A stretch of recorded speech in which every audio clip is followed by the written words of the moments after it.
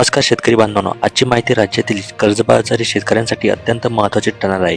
त्यामुळे ही बातमी शेवटपर्यंत नक्की पहा. गेल्या काही महिन्यांपासून शेतकरी कर्जमाफीबाबत विविध चर्चा सुरू आहेत.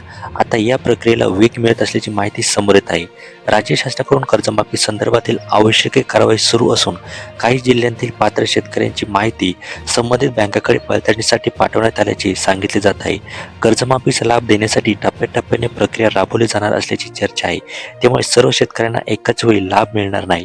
काही जिल्ह्यांपासून सुरुवात करून नंतर उर्वरित जिल्ह्यांमध्ये ही प्रक्रिया विस्तारली जाऊ शकते. दरम्यान शासन आणि बँकांकडून लाभार्थी शेतकऱ्यांच्या कर्ज नोंदणी, आधार लिंकिंग, बँक खाते तपशील आणि जमीन अभिलेखांची पडताळणी केली जाते.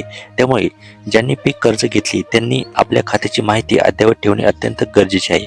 आता पात्रतेबद्दल बोलायचे झाल्यास बँक खाते सक्रिय असणे, आधार क्रमांक बँक खात्याशी जोडलेला असणे, सातबारा आणि कर्ज खात्याची माहिती जुळत तसेच आवश्यक कागदपत्रे योग्य असणे महत्त्वाचे मानले जात आहे. याशिवाय संबंधित योजनेच्या अटी पूर्ण करणाऱ्या शेतकऱ्यांनाच लाभ मिळू शकतो. फार्मर आयडीची पडताळणी देखील महत्त्वाची ठरत आहे.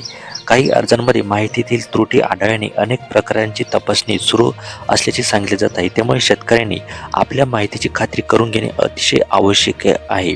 कर्जमाफीची रक्कम वितरित करण्यासाठी विविध राष्ट्रीयकृत आणि खाजगी बँकांच्या माध्यमातून प्रक्रिया राबवली जाऊ शकते. त्यामुळे ज्या बँकांकडून तुम्ही कर्ज घेतले आहेत त्या खास शाखेची संपर्क ठेवणे अत्यंत गरजेचे आहे. काही जिल्ह्यातील लाभार्थ्यांची यादीची छाननी पूर्ण झाल्यानंतर संबंधित बँकांना माहिती पाठवण्यात आल्याची चर्चा सुरू आहे. त्यामुळे पात्र शेतकऱ्यांनी आपला मोबाईल नंबर क्रमांक, आधार लिंकिंग आणि बँक खाते तपशील तपासून पाहावेत. खरीप हंगामात जवळ येत असताना शेतकऱ्यांना आर्थिक दिलासा मिळावा यासाठी शासन विविध पर्यायांवर काम करत असल्याचं बोललं जात आहे. त्यामुळे पुढील अधिकृत घोषणा आणि शासन निर्णयाकडे लक्ष ठेवणे अत्यंत गरजेचे आहे. तुमच्या जिल्ह्यात कर्जमाफीबाबत काय नवीन माहिती मिळालेली आहे का? तसेच तुम्ही कोणत्या बँकेतून पीक कर्ज घेतले आहेत कमेंटमध्ये नक्की सांगा.